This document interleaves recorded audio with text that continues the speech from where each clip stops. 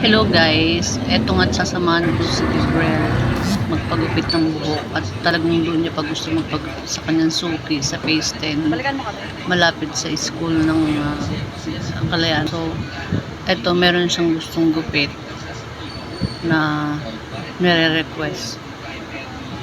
Actually kahit hirap na hirap kong maglakad na at dahil nga medyo maselan ako magbuntis. So sinamahan ko siya para sa paghahanda ng kanilang pasukan bukas. So nagpahatid kami kay daddy niyan at magpapasundo na lang kami ulit.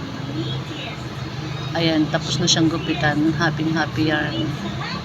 So ito nga, at nagpahatid muna kami dito sa supermarket para bilhin yung ibang mga importanteng kailangan nila bukas para sa pasukan.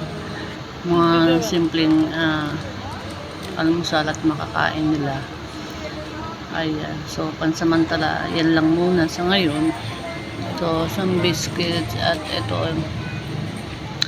yung mga ayan request niya. So konting food lang guys.